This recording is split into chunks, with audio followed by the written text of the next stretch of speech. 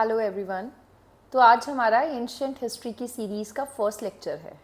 तो इस लेक्चर में हम कुछ बेसिक कॉन्सेप्ट की बात करेंगे, जैसे हिस्ट्री में किसी टाइम के साथ बीसी लिखा होता है, किसी के साथ एडी लिखा होता है, तो ये एग्जैक्टली है क्या। और फिर हम पढ़ेंगे सेंचुरी और मिलेनियम के बारे में कि ऐसा क्यों होता है कि हम कहते हैं 6th सेंचुरी, राइट, बट हम बात कर रहे होते हैं ऐसे सालों की, ऐसे ईयर्स की जो 5 से शुरू होते हैं, लाइक 501, 502, है ना। फिर हमें हिस्ट्री एज अ सब्जेक्ट कहाँ से आता है उसकी बात करनी है। और फिर ये जो हम ऐसा डिवाइड करते हैं ना कि ये एंशियंट हिस्ट्री है, ये मेडिवल हिस्ट्री है, ये मॉडर्न है, तो ये क्या लॉजिक है, कहाँ से कहाँ तक हम ऐसा एंशियंट हिस्ट्री का पार्ट मानते हैं, मेडिवल हिस्ट्री कौन सा पार्ट है, और मॉडर्न हिस्ट्री हम किसको बोलते हैं। तो ये सब चीज़ें हमें आज के लेक्चर में कवर करनी है। तो पहले हम बात करेंगे बीसी एंड एडी की। तो टाइम पीरियड की जब हम बात करेंगे तो हम एक रेफरेंस पॉइंट हम मानते हैं, जब भी हिस्ट्री में हम टाइम की बात करते हैं। तो वो रेफरेंस पॉइंट है बर्थ ऑफ जीसस क्रिस्ट, जो क्रिश्चियनिटी में जिन्हें गॉड माना जाता है। तो उनके बर्थ को एक बिगिनिंग पॉइंट मान के और हम टाइम को दो पार्ट्स में डिवाइड करते हैं। जो उनसे बर्थ के पहले का टाइम है उसको बीसी कहा जाता है। बीसी का मतलब होता है बिफोर क्रिस्ट। और उनके बर्थ के बाद वाले टाइम को एडी यानी कि एनो डोमिनी कहा जाता है। एनो डोमिनी जो वर्ड है उसका मतलब है in the year of Christ. मतलब इट्स मोर लाइक कि भगवान के आने से पहले का वक्त, और अभी जो टाइम चल रहा है तो भगवान आ गए हैं और आप अब उनकी छत्र छाया में हैं। तो ये लॉजिक यूज़ करके जो टाइम पीरियड है उसको बीसी और एडी में डिवाइड किया गया है। ठीक है। तो बीसी का जो टाइम है वो रिवर्स में चलता है। It is like a countdown. जैसे हम काउंटडाउन करते हैं ना कि 10 है, फिर 9 है, फिर 8, फिर 7, तो वो ऐसा ही चलेगा। आपको सारा जो टाइम है वहाँ ऐसे ही देखने को मिलेगा। जैसे सिर्फ 650 बीसी, उसके बाद 649 बीसी, ऐसा ऐसा करके हम 1 बीसी तक आ जाएंगे।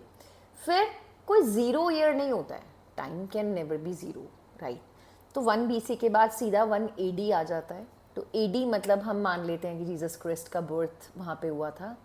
अब ये सीधा ऐसे ही टाइम चलेगा यूजुअल, ऐसा सीक्वेंस में 1 2 3, राइट। तो अभी जो हमारा जो टाइम पीरियड है वो एडी है। अगर हम इस टाइम पे बीसी में होते तो जैसे अभी 2025 के बाद आया है 2026, है ना।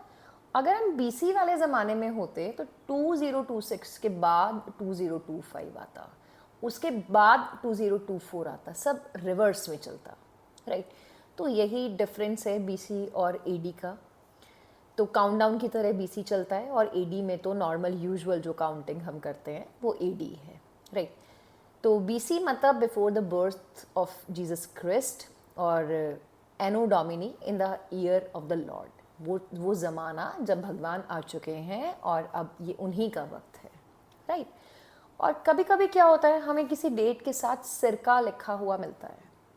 तो सिरका जो वर्ड है, सिरका का मतलब होता है जब भी हम श्योर नहीं होते ना टाइम पीरियड के लिए, तो हम सिरका लिख देते हैं। ऐसे ऐसे हम अभी भी बोलते हैं ना, अरे कुछ होगी यार 4-5 दिन पहले की बात, पता नहीं मंडे था उस दिन क्या था। तो जब हम श्योर नहीं होंगे हिस्ट्री में तो उसके आगे हम लिख देते हैं सिरका, राइट। तो ये टाइम के साथ जो लिखा होता है एडी और बीसी और सिरका, ये इनका मतलब है। अब हिस्ट्री तो बहुत बड़ा है, राइट। अभी जो कल चला गया तो वो भी हिस्ट्री है, उससे 10 साल पहले भी हिस्ट्री था, 100 साल पहले भी, 1000 साल पहले भी, राइट। तो हिस्ट्री में हम नॉर्मली बात करते हैं सेंचुरी की और मिलेनियम की। जैसे 7 डेज मिलके एक वीक बन रहा है, राइट। 30 डेज मिलके एक मंथ बन रहा है, ऐसे, और 12 मंथ्स मिलके एक ईयर बना रहे हैं। ऐसे ही 100 ईयर्स के चंक को हम सेंचुरी बोलते हैं, और 1000 ईयर्स के टाइम पीरियड को हम मिलेनियम बोलते हैं, राइट। तो सेंचुरी में हमें क्या ध्यान रखना है कि जो भी सेंचुरी चल रही है, लाइक अगर मैं बात करूँ 101 से 200 एडी, है ना, तो मैं उसको कौन सी सेंचुरी बोलूँगी, राइट। तो वो रहेगी 2nd सेंचुरी। इवन दो जो ईयर्स हैं वो क्या है, 101, 102, तो शुरू तो साल सारे एक से हो रहे हैं, राइट। पर मैं उसको बोल रही हूँ 2nd सेंचुरी। ऐसे ही जब हम और अगली सेंचुरी में आएंगे तो जो 201 से शुरू होगी, 202, 203 ईयर जो है, ऐसे ही 300 तक, वो थर्ड सेंचुरी रहेगी। ठीक है, तो ये स्पेशली आपको ध्यान रखना है, क्योंकि हिस्ट्री में जब भी हम रेफरेंस देते हैं तो हम ऐसा बोलेंगे 5th सेंचुरी, 6th सेंचुरी। तो यूजुअली तो क्या लगेगा कि अगर 6th सेंचुरी बोला है तो पक्का 601, 602 ऐसा हो रहा होगा। नहीं, 6th सेंचुरी मतलब 501, 502 ऐसे वाले साल को हम 6th सेंचुरी बोलेंगे। तो ये लॉजिक रहता है सेंचुरी का। जैसे हम बोलेंगे कि India got its independence in 20th century, तो मतलब 1947, राइट। अभी अभी जो वक्त चल रहा है, बेशक ये 2026 है, पर हम इसको क्या बोलते हैं, 21st सेंचुरी। तो ये चीज़ आपको ध्यान रखनी है। अभी कुछ ऐसा नहीं है कि मैं आपके दिमाग को बर्डन कर रही हूँ, आपको फैक्चुअल इन्फॉर्मेशन याद करनी पड़ेगी, मतलब नो डाउट हमें करनी पड़ेगी, but this is something that is common sense. आप एक बार इस चीज़ को सीख लेते हैं तो आपको ये चीज़ें ध्यान रहती हैं। तो जीके में, जीएस में आपको बहुत सारी चीज़ें ऐसी मिलेंगी जहाँ पे आपको लगेगा कि अच्छा इसे मेमोराइज़ करना है, पर बहुत सारी चीज़ें ऐसी भी होंगी जो लॉजिक से हो जाएंगी। अब लॉजिकली सोचेंगे तो आपको समझ आ जाएगा कि अच्छा हाँ यार, ये लॉजिक है और ऐसे ही इस चीज़ को होना चाहिए, राइट। और अभी जैसे हम शुरू कर रहे हैं, we are starting with ancient history, तो वो थोड़ा सा ऐसा लगता है ना कि बहुत ही वर्बेटिम है, इतनी सारा फैक्ट है। तो ऐसा अपने दिमाग को ऐसा नहीं बोलना है कि मुझसे रट्टा नहीं लगता है। रट्टा किसी से भी नहीं लगता है, ठीक है। आपको सिर्फ इन चीज़ों को बार बार पढ़ना है। और अभी जब आपके पास टाइम है कि आप 1 साल पहले प्रिपेयर कर रहे हैं, 6 महीने पहले प्रिपेयर कर रहे हैं, तो इट इज़ पॉसिबल कि हम अपने सिलेबस को 9 से 10 बार पढ़ के पेपर देने जाएं। तो वो रट्टा बोलो उसे, चाहे चाहे ये बोलो कि आपने अब उसको इतना पढ़ लिया है कि वो बात जो है वो आपके सबकॉन्शियस माइंड का हिस्सा है। It is a part of you, right. तो अभी आपको क्या करना है, जैसे जैसे हमारी ये लेक्चर्स आते रहेंगे, आई ट्राई कि हम रोज़ एक लेक्चर करें, तो आपको बस रोज़ के लेक्चर को पढ़ना है और नेक्स्ट डे उसको रिवाइज़ करते रहना है, ठीक है। तो मतलब इन द मीन टाइम हम पूरा एंशिएंट ऐसा एज ए सब्जेक्ट हम इसको ख़त्म करेंगे, तो आपको ये चीज़ें याद होनी चाहिए। यही फ़ायदा होता है क्लासेस का। क्लासेस से हम लोग रेगुलर रहते हैं, और रेगुलरिटी इज़ समथिंग जो इस एग्ज़ाम में, इस साइकिल में बहुत इम्पोर्टेंट है। और ये जो हम एंशिएंट में डिस्कस करेंगे, इट इज़ नॉट लाइक कि ये सिर्फ एसएससी के लिए है, ये किसी भी जनरल जीके का जो एग्ज़ाम है वहाँ पे आपकी हेल्प करेगी, ठीक है।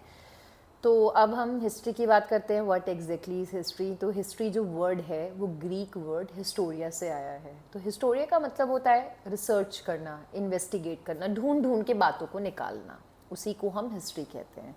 वो कहते हैं ना, वो एक्सप्रेशन है ना, गड़े मुर्दे उखाड़ना, दैट इज़ हिस्ट्री। कि पुरानी चीज़ के बारे में आप पढ़े जा रहे हैं, आप डिग किए जा रहे हैं, आप इन्फॉर्मेशन निकाल रहे हैं, और उसी को फिर हम हिस्ट्री बोलते हैं। पर ऐसा नहीं होता है कि ये जो आपने इन्फॉर्मेशन निकाली है तो इसका कोई ऐसा लॉजिक नहीं है, या आप इसको वेरीफाई करें या ना करें वो हिस्ट्री बन जाएगी।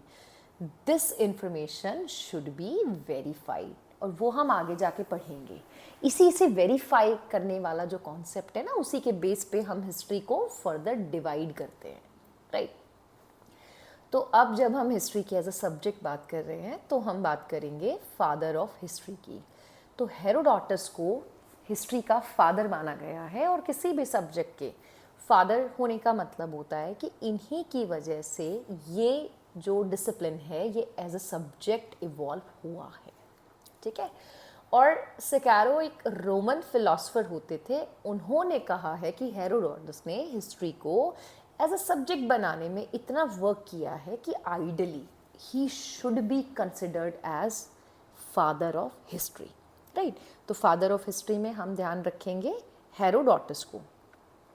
तो ये जो हेरोडोटस हैं, ये एक किताब लिखते हैं जिसका नाम है द हिस्ट्रीज। और ये जो बुक है द हिस्ट्री, ये ग्रीको पर्सियन वॉर, ग्रीको मतलब ग्रीक और पर्सिया मतलब ईरान। आज का जो ईरान है उसको हम पुराने ज़माने में पर्सिया बोलते थे।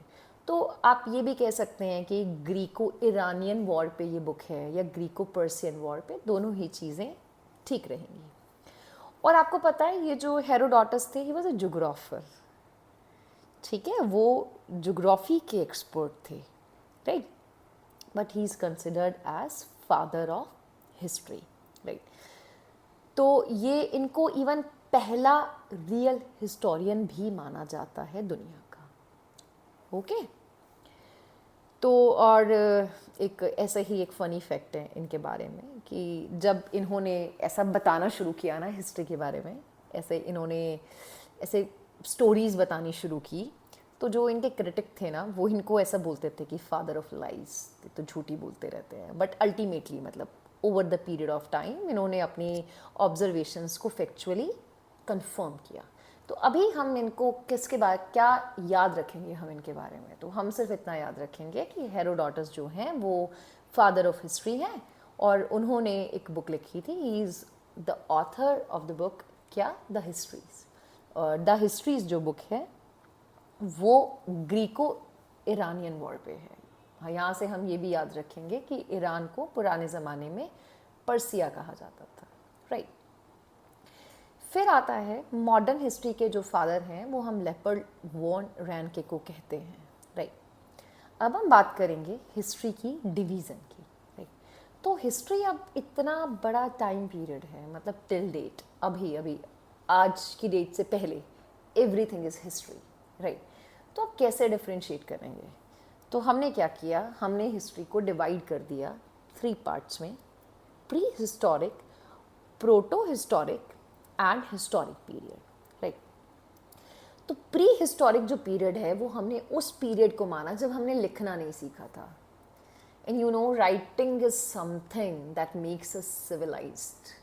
ऐसा एनसीईआरटी कहती है कि हम लोग सिविलाइज्ड कब माने जाते हैं, जब हम लिखना सीखते हैं। तो ये सिविलाइजेशन शुरू होने से पहले की बात है, राइट। तो ये वो पीरियड है जब हमें लिखना नहीं आता था। तो जब लिखना नहीं आता था तो फिर कैसे पता लगा हमें कि क्या था उस ज़माने में, तो हमें कुछ कुछ प्रूफ्स मिले हैं, जैसे हमें स्टोन के टूल्स मिले हैं, हमें फॉसिल्स मिले हैं। अब जैसे डायनासोर हमने देखे थोड़ी हैं, कैसे पता लगा हमें दे यूज टू एग्जिस्ट, हमें उनके फॉसिल्स मिले, हमें उनकी बोन्स मिली, हमने उसे स्टडी किया and we got to know कि हाँ डायनासोर्स एग्जिस्ट करते थे, राइट। तो प्री हिस्टोरिक पीरियड में बहुत सारा टाइम पीरियड आता है, लाइक 330 लाख बीसी से 2500 बीसी का जो टाइम है हम उसको प्री हिस्टोरिक पीरियड मानते हैं। इस पीरियड की कैरेक्टरिस्टिक क्या थी कि यहाँ के हमें कोई रिटन एविडेंस नहीं मिले हैं, हमने इसे फॉसिल्स पे या पेंटिंग्स वगैरह के बेस पर हमने इसको डेसिफर किया है, हमने इसको समझा है, हमने इसकी स्टोरी बनाई है, ठीक है। और अर्ली ह्यूमन जो थे, स्टोन एज वाले जो ह्यूमन थे, वो इसको बिलोंग करते हैं। तो कौन सा टाइम, कौन सा एज है, कौन सी एज है जो प्री हिस्टोरिक पीरियड को बिलोंग करती है, दैट इज स्टोन एज, उसको हम पढ़ेंगे। इसे हम लिथिक पीरियड भी बोलते हैं, राइट। फिर आता है वो वाला टाइम पीरियड हिस्ट्री में जहाँ पे या तो आपको जो लिखा हुआ मिला है वो आपको समझ नहीं आ रहा है कि क्या लिखा है, राइट। समझ में नहीं आने का मतलब है कि आप उसको डेसिफर नहीं कर पाए, क्या लिखा है ये कुछ पता ही नहीं लग रहा है ना। मतलब रिटन एविडेंस है, लिखना हम सीख चुके हैं, बट हमें ये नहीं पता कि क्या लिख रखा है, राइट। या फिर कोई आर्कियोलॉजिकल एविडेंस ही नहीं है ना। अब हमें समझ तो आ गया किताब में क्या लिखा है, लिखा था कि एक बड़ा सा महल यहाँ पे होता था, पर कुछ तो मिले उस महल का, राइट। कोई तो टुकड़ा, कोई तो रिमेन्स हमें उसका मिले। तो अब या तो लिखावट समझ नहीं आई, लिखा क्या है वो समझ नहीं आया, या फिर कोई आर्कियोलॉजिकल एविडेंस नहीं मिला। तो वो जो टाइम पीरियड है उसको हम प्रोटो हिस्टोरिक पीरियड कहते हैं, ठीक है। ये जो टाइम पीरियड है ये 2500 बीसी से 600 बीसी तक है, और हमारी हड़प्पन सिविलाइजेशन जिसकी स्क्रिप्ट को आज तक नहीं समझा गया। अभी रिसेंटली भी इवन ये न्यूज़ आई थी कि एक स्टेट ने ऐसा अवार्ड रखा है कि जो हड़प्पन स्क्रिप्ट को समझेगा उसको ये इतना उसको पैसे मिलेंगे, राइट। और वैदिक पीरियड भी इसमें आता है। वैदिक पीरियड तो वेद जो हैं वो हमें समझ में आते हैं, हमने समझा है, हमने पढ़ा है उसमें क्या लिखा है, बट उसको सपोर्ट करने के लिए कोई बिल्डिंग, कोई स्ट्रक्चर, कोई रिमेन्स कुछ हमें नहीं मिला है। तो इस पीरियड को हम प्रोटो हिस्टोरिक पीरियड कहते हैं। तो अब आई होप आप इजीली आंसर कर सकते हैं कि इसमें से क्या ऐसा है जो प्रोटो हिस्टोरिक पीरियड को बिलोंग करता है, राइट। फिर आता है 600 बीसी से आज तक का जो वक्त है उसको हिस्टोरिक पीरियड कहते हैं। और इसके बारे में हमें बहुत कुछ पता है, हमें जो लिखा हुआ मिला है वो हमें समझ में आता है।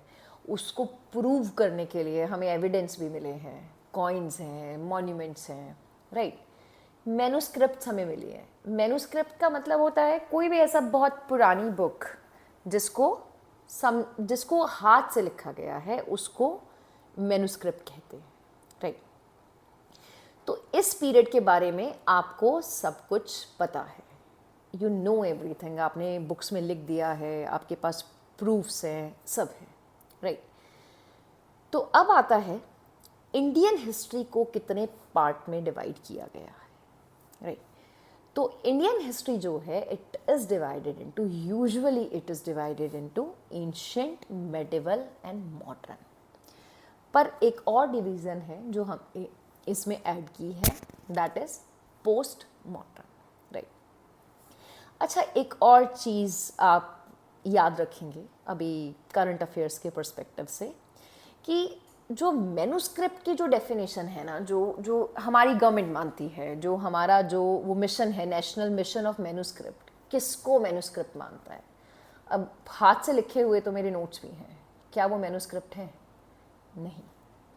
मैन्युस्क्रिप्ट होने के लिए किसी भी डॉक्यूमेंट का एटलीस्ट 75 ईयर्स पुराना होना ज़रूरी है। तो क्या 75 साल के बाद मेरे नोट्स मैन्युस्क्रिप्ट हो जाएंगे? नहीं। कोई भी डॉक्यूमेंट जब मैन्युस्क्रिप्ट कहलाता है जब वो साइंटिफिक, हिस्टोरिकल या उसकी कोई एस्थेटिक वैल्यू हो, ठीक है। तो ये आप ध्यान रखेंगे, ये आपको पता होना चाहिए, राइट। और ये बहुत रेलेवेंट भी है क्योंकि अभी हमारी जो इंडियन गवर्नमेंट है उनका ये मिशन है कि जो मैन्युस्क्रिप्ट्स हैं उनको वो प्रिजर्व करके रखें, राइट, उनको डिजिटल फॉर्म में कन्वर्ट करें। तो हमें ये बेसिक आइडिया होना चाहिए कि मैन्युस्क्रिप्ट जो है वो किसको कहा जाता है। तो अब मूव करते हैं हम इंडियन हिस्ट्री पे। तो इंडियन हिस्ट्री मतलब now I am talking about our subject, right. ये जो मैंने बोला एंशिएंट हिस्ट्री, तो कौन सा टाइम पढ़ेंगे? अभी तो मैंने बहुत पुराने ज़माने से शुरू किया, मैंने तुम्हें स्टोन एज बोल दिया, जब वो आदि मानव टाइप ह्यूमंस होते थे, राइट। तो कब तक का हम बोलेंगे कि हमने एंशिएंट हिस्ट्री कवर कर लिया है? तो एंशिएंट हिस्ट्री का जो एंडिंग पॉइंट है वो हम मानते हैं राजा हर्षवर्धन की डेथ को, and he died in 647 AD। मतलब ऐसा क्या हुआ, उनकी डेथ से ऐसा क्या बदला कि हमने एक पूरा पीरियड ही बदल दिया? तो भाई वो लास्ट टाइम था जब ऑलमोस्ट एंटायर नॉर्दर्न इंडिया एक ही राजा के अंडर था, और उनके मरने के बाद फिर बहुत सारे छोटे छोटे राजा और छोटे छोटे राज्य बन जाते हैं, राइट। तो उसको हम एक टर्निंग पॉइंट मानते हैं कि देखो यार, इसके बाद मतलब कितने साल लग गए दोबारा से पूरे नॉर्दर्न इंडिया को और फिर और ज़्यादा एरिया को एक ही रूलर के अंडर आने में, राइट। तो 67 AD, स्टोन एज से 647 AD का जो टाइम है उसको हम एंशिएंट हिस्ट्री मानते हैं। फिर 647 AD से और 1757 AD, अब यहाँ पर क्या हुआ था, राइट। तो इसे हम याद रखेंगे कि यहाँ पे होती है बैटल ऑफ पलासी, और बैटल ऑफ पलासी के बाद फिर से चीज़ें बदलती हैं। अभी जो इस्लामिक रूल इंडिया में था, हम पढ़ेंगे कि मोस्ट ऑफ मेडिवल इंडिया जो है वो दिल्ली सल्तनत और मुग़ल जो एम्पायर है उसके अंडर था। और अब आप पढ़ेंगे कि इंडिया जो है वो अब ब्रिटिशर्स के कंट्रोल में आएगा, और उसकी नींव रखी जाती है बैटल ऑफ पलासी 1757 AD से। तो 1757 AD से 1990 तक मॉडर्न हिस्ट्री माना जाता है उसको, राइट। फिर 1991 में ऐसा क्या हुआ कि हमने उसको एक अलग ही टाइम पीरियड माना। तो 1991 में हम कुछ रिफॉर्म्स लेकर आते हैं, इकोनॉमिक रिफॉर्म्स जिनको LPG कहा जाता है, और फिर से हमारी इकोनॉमी का, हमारी सोसाइटी का जो स्ट्रक्चर ही बदल जाता है। तो उसे हम पोस्ट मॉडर्न मानते हैं। तो हमारी जो हिस्ट्री है वो इन 4 पार्ट्स में डिवाइडेड है। यूजुअली हम एंशियंट, मेडिवल और मॉडर्न की बात करते हैं, एंड क्रिस्टोफ सेलेरस जो है, he was the first one जिन्होंने ऐसा डिवाइड किया था कि इंडियन हिस्ट्री को तुम्हें ऐसा इकट्ठा नहीं पढ़ना चाहिए, तुम्हें उसको एंशियंट, मेडिवल और मॉडर्न ऐसा डिवाइड करके तुम्हें पढ़ना चाहिए, राइट। तो अब आगे बढ़ते हैं और हम देखेंगे कि हिस्ट्री में क्या होता है कि एक ब्लॉक है ना टाइम का, एक स्ट्रेच है, वो एक जैसा सा रहता है, राइट।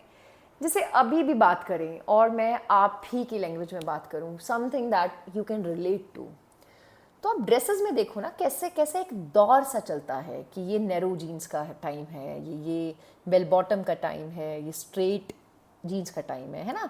तो स्ट्रेट वाले टाइम पे देखो सभी स्ट्रेट पहने हुए मिलेंगे, राइट। बेल बॉटम में वही लोग प्रेफर करेंगे। तो ये जो दौर जो होता है ना, उसको हम एरा बोलते हैं। और हिस्ट्री में जब एक जैसा जो टाइम है, जब मोर और लेस जो सिचुएशन जो है वो एक सी ही रही है, उसको हम एरा बोलते हैं। बहुत एराज एराज हिस्ट्री में रहे हैं, पर हमें वो सारे नहीं पढ़ने हैं, हमें सिर्फ वही पढ़ने हैं जो हमारे एग्ज़ाम के लिए इम्पोर्टेंट है। तो यहाँ पे जो भी मैंने डेट लिखा है वो उस एरा का बिगिनिंग डेट है, स्टार्टिंग डेट है। तो हम शुरू करेंगे काली एरा से, और ये Kali era is nothing but that Kalyug, जिसके बारे में धर्म में बात की जाती है। तो हिंदुइज़्म ये मानता है कि जो पूरा जो वक्त है ह्यूमन सिविलाइजेशन का जो टाइम है वो 4 युगों में बटा हुआ है। सबसे पहले आता है कृता, फिर त्रेता, फिर द्वापर और फिर काली। कृता जो युग है उसको सतयुग भी कहा जाता है, और इन सारे युगों में सबसे जो लंबा जो युग रहा है वो सतयुग माना जाता है। सतयुग के बाद आता है त्रेता युग, और त्रेता युग के बाद आता है द्वापर युग। द्वापर युग वही है जिससे हम मानते हैं कि भगवान श्री कृष्ण बिलोंग करते हैं, और कहते हैं कि उनकी डेथ से इस युग का अंत हो जाता है और नया युग शुरू होता है, जिसे काली युग या कलयुग कहा जाता है, राइट।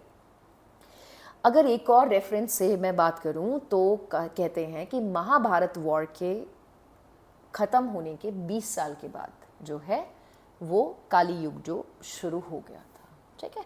तो काली एरा जो है इसको 4th फाइनल और इनफैक्ट बहुत ही चैलेंजिंग एरा हम इसको मानते हैं, ठीक है। इवन धर्म में तो इसको एज ऑफ डार्कनेस भी कहा गया है हिंदुइज़्म में। कहते हैं कि इसमें मोरल डिक्लाइन हो जाएगा, इग्नोरेंट पर्सन होंगे, स्पिरिचुअली इग्नोरेंट, मतलब not materially, they are going to be very materialistic, ऐसे धन के पीछे भागने वाले एंड ऑल, राइट। तो ऐसा हिंदुइज़्म में लिखा गया है, राइट। तो फिर आता है सप्तऋषि या लौकिका एरा, तो 3077 बीसी में। तो देखो ये कैसे जो टाइम है वो रिवर्स में चल रहा है, हमने 3102 से शुरू किया था, राइट। तो ये जो सप्तऋषि जो एरा है, तो ये जो है ये एस्ट्रोनॉमिकली इट इज़ इम्पोर्टेंट। ये जो हमारी कॉन्स्टिलेशन है ना, सप्तऋषि कॉन्स्टिलेशन, ये उससे रिलेटेड है। तो यहाँ तो हमें इसको ज़्यादा नहीं पढ़ना है, बट ज्योग्राफी में जब हम यूनिवर्स पढ़ेंगे तो हम सप्तऋषि कॉन्स्टिलेशन की बात हम ज़रूर करेंगे। इसी को उर्सा मेजर या फिर बिग डिपर कॉन्स्टिलेशन भी कहते हैं, ठीक है। ये हम इसे पढ़ेंगे। फिर आता है विक्रमा एरा या कृता एरा, या फिर जिसको मालवा एरा भी कहा जाता है, राइट। तो एक हिंदू राजा हुए हैं, राजा विक्रमादित्य, और हम ये मानते हैं कि 58 या 57 बीसी में उन्होंने क्या किया था, उन्होंने साकाज को हराया था। अब साका कौन है, तो साकाज हम पढ़ेंगे। ये जो राजा विक्रमादित्य थे ये उज्जैन के राजा होते थे, ठीक है। उज्जैन जो शिप्रा नदी के किनारे बसा हुआ है, राइट। और हम पढ़ेंगे कि पहले एक स्टेट होता था, एक राज्य होता था अवंती। तो अवंती राज्य की राजधानी होता था उज्जैन। वहीं के राजा रहे हैं राजा विक्रमादित्य, और इन्होंने साकाज को जब हराया, साका एक ट्राइब था, स्काइथियन भी हम उनको कह देते हैं, तो इन्होंने उसको हराया। तो उस टाइम को एक नया दौर, एक नया युग माना गया, राइट। तो ये एक लूनर कैलेंडर है। जैसे हमारे कैलेंडर तो सन की मूवमेंट पे चलते हैं ना, वो सोलर कैलेंडर होते हैं। ये चांद पे चलता है, वो कृष्ण पक्ष शुक्ल पक्ष ऐसे, ठीक है। और नेपाल में इसको फॉलो किया जाता है। जो हिंदू वाला जो है ना कैलेंडर, जो मून को ट्रैक करता है, वो यही है, राइट।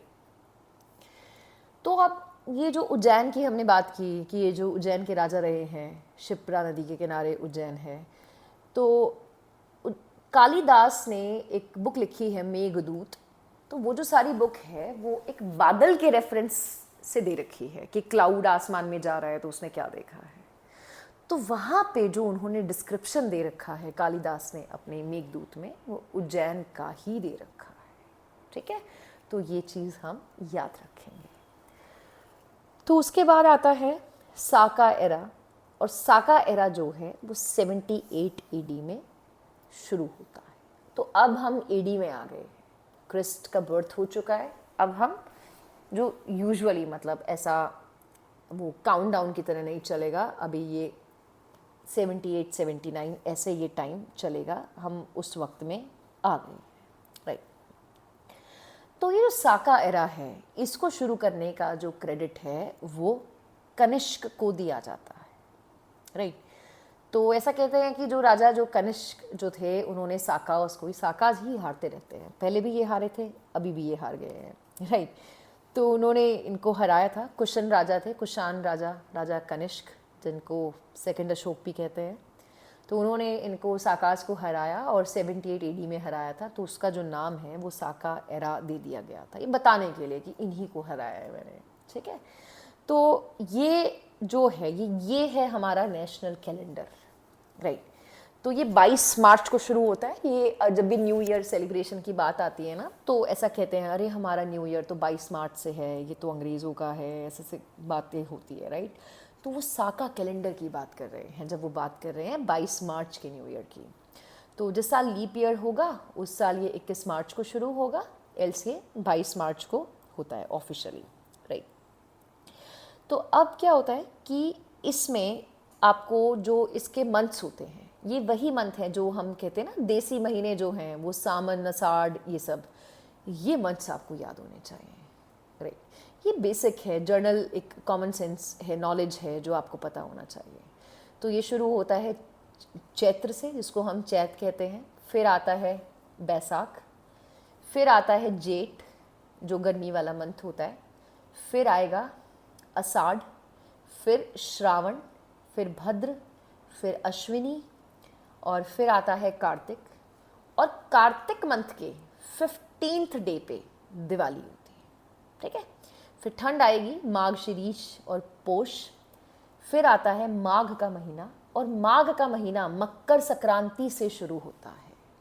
तो यहाँ मैं क्वेश्चन बना सकती हूँ कि Makar Sankranti is the first day of which of the following months, तो माघ। फिर आता है फागुन, और फागुन की लास्ट पूर्णिमा को होली होती है, राइट। तो ये 12 महीने हैं साका एरा के। और इंडियन गवर्नमेंट का जो कैलेंडर आता है, इंडियन नेशनल कैलेंडर, वो यही है, वो साका एरा ही है, राइट। फिर आता है ये जो साका और ग्रिगोरियन कैलेंडर। अब सिर्फ साका तो नहीं हो सकता ना इंडियन गवर्नमेंट का, हमने तो मॉडर्न वाली डेट भी देखी है, राइट। तो जो मॉडर्न वाला कैलेंडर इंडियन गवर्नमेंट यूज़ करती है, जो गजट में आता है, गवर्नमेंट के पब्लिकेशन में आता है, ऑल इंडिया रेडियो जिसको फॉलो करता है, राइट, तो वो है ग्रिगोरियन कैलेंडर। ये ग्रिगोरियन कैलेंडर ऐसे ही नहीं बना है, ये पहले जूलियन कैलेंडर होता था, फिर क्रिश्चियन कैलेंडर बना, और फिर पॉप ग्रिगोरी 13 वो बनाते हैं ग्रिगोरियन कैलेंडर, राइट। तो ये हमारा जो हम मानते हैं हमारी गवर्नमेंट के डॉक्यूमेंट में, और ये यही कैलेंडर हम यूज़ करते हैं, राइट। फिर आता है गुप्ता एरा। जो गुप्ता एरा जो है वो शुरू होता है 319 से 320 AD, और चंद्रगुप्त वन जब राजा बनते हैं उस टाइम को गुप्त से कहते हैं गुप्ता एरा शुरू हुआ था। अब देखेंगे कि चंद्रगुप्त वन पहले गुप्ता राजा नहीं थे, राइट। उनसे पहले भी श्रीगुप्त और घटोत्कच 2 राजा हो चुके थे। बट पहले पराक्रमी गुप्ता राजा यही थे और इसीलिए इन्हीं से गुप्ता एरा की शुरुआत मानी जाती है। ठीक है, तो किसने कहा था पहले कि ये गुप्ता एरा जो है वो शुरू हो गया? तो ये JF फ्लीट ने कहा था, राइट।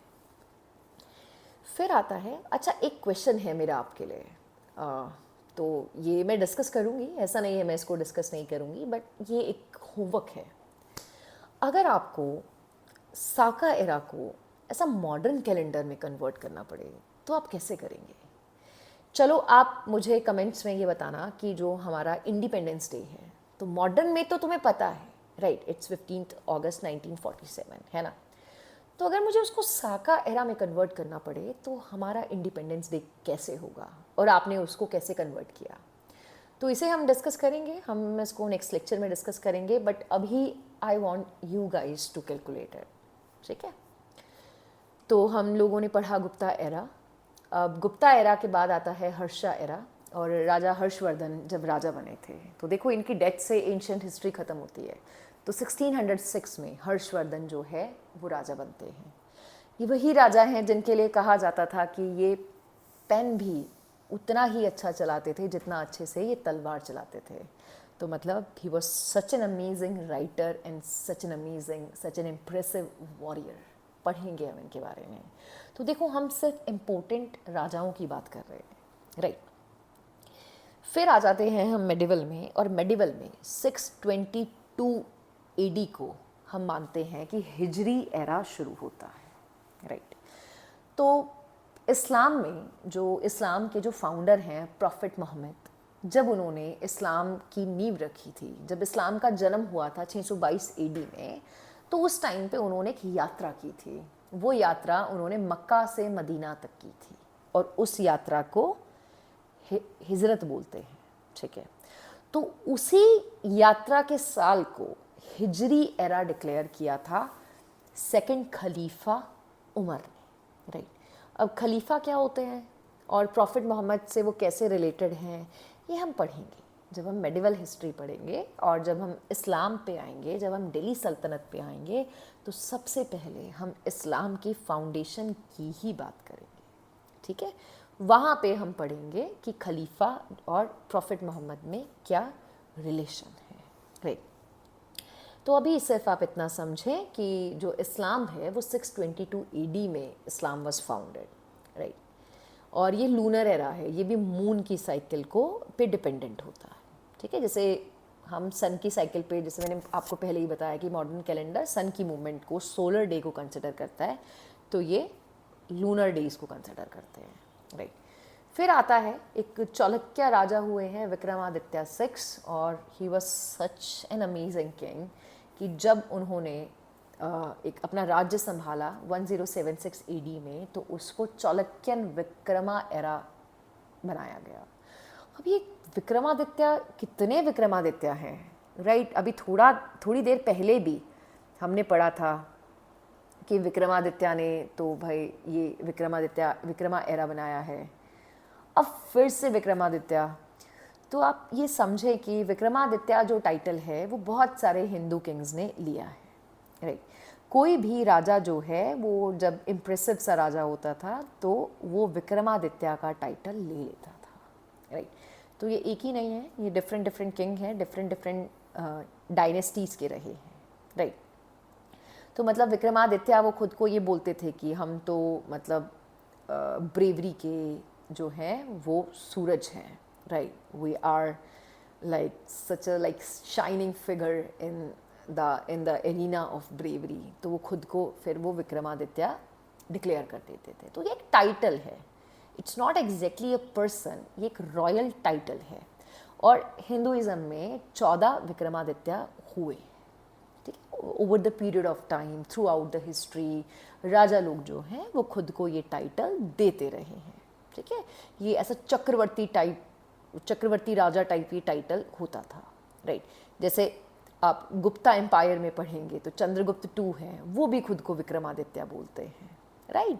तो ये बहुत सारे विक्रमादित्य आपको मिलेंगे। तो ऐसे ही एक चाणक्यन राजा में, चाणक्यन ज़माने में भी एक विक्रमादित्य हुए हैं, और 1076 एडी जो है वो उन्हीं के नाम पे चालुक्यन विक्रमा एरा माना जाता है।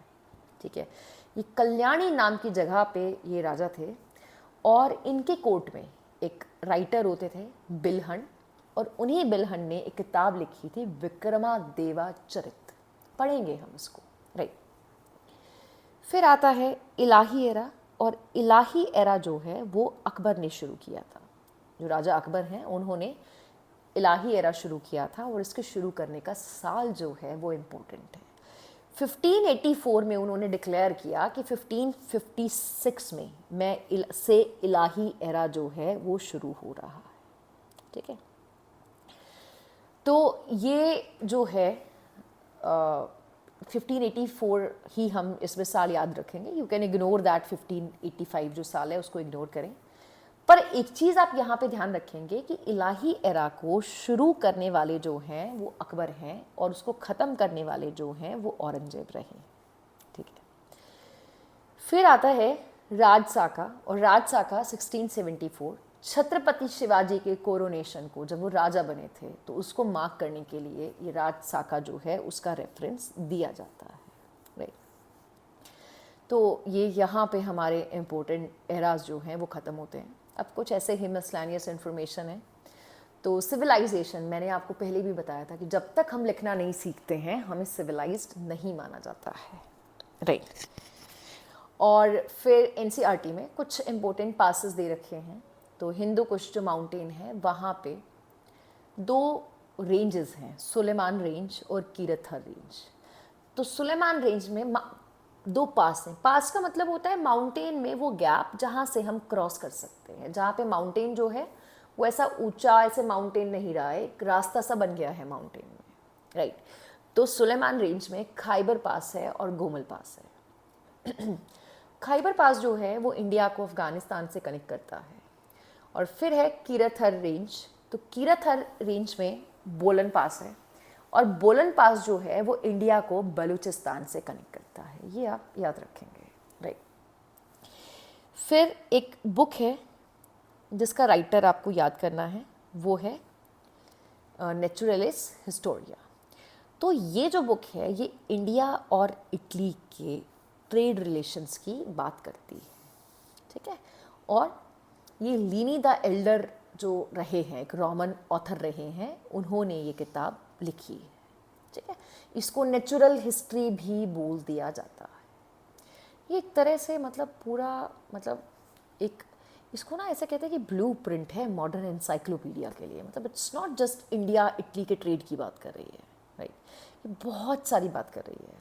मतलब इन्होंने जो माउंट वेसुवियस 79 सी में इरप्ट हुआ था उसकी भी बात कर रखी है। मतलब बहुत बहुत सारी बात कर रखी है। बहुत बड़ी बुक है ये, राइट। तो लाइक 37 वॉल्यूम की ये बुक है, तो इट इज़ वेरी इंपॉर्टेंट, आपको याद करनी है। मनुस्मृति जो हमारा लॉ रहा है पुराने ज़माने में, लॉ की बुक रही है, उसको इंग्लिश में ट्रांसलेट किया गया था under the title a code of Gentoo loss. फिर एक और बुक आई है sacred books of east series, उसको मैक्स मूलर ने लिखा है। फिर आता है वी.एस. स्मिथ ने एक बुक लिखी है अर्ली हिस्ट्री ऑफ इंडिया। ये वी.एस. स्मिथ की हम बात करेंगे जब हम गुप्ता डायनेस्टी पे आएंगे, तो फिर मैं आपसे पूछूंगी कि कौन सी बुक लिखी है वी.एस. स्मिथ ने, और यही हमारा तरीका रहेगा रिवीजन का। I keep on asking the questions. फिर आता है Indira Gandhi national human museum, वो भोपाल में है। फिर एशियाटिक सोसाइटी ऑफ बंगाल, जिसको हम मॉडर्न हिस्ट्री में पढ़ते हैं, तो ये जो सोसाइटी है ये 1784 में कैलकाटा में इसकी नींव रखी गई थी। विलियम जॉन्स इसके फाउंडर हैं, और ये वही विलियम जॉन्स हैं जिसने गीता और अभिजानम शकुंतलम को ट्रांसलेट किया था इंग्लिश में, राइट। अभिजानम शकुंतलम जो बुक है उसके बारे में बार बार हम पढ़ते रहेंगे हिस्ट्री में। ये एक बहुत ही रिनाउंड एक मास्टरपीस है संस्कृत में। इसको दुनिया की टॉप 100 बुक्स में माना गया है। ये जो बुक है ये कालिदास ने लिखी थी, ठीक है। ये जो है ये महाभारत से एक एपिसोड ले रखा है, और उसी एपिसोड पे उसी स्टोरी पे फिर ये पूरी जो बुक है वो बनाई गई है। ये एक रोमांटिक नॉवल टाइप है, ठीक है। ये राजा दुष्यंत और शकुंतला की स्टोरी है कि एक बार राजा दुष्यंत जंगल में जा रहे थे शिकार करने, तो वो गुम हो जाते हैं, तो उनको एक शकुंतला, एक लेडी होती हैं, वो मिलती हैं, राइट। तो वो शकुंतला और राजा दुष्यंत को प्यार हो जाता है और वो अपनी रिंग दे देते हैं उसको।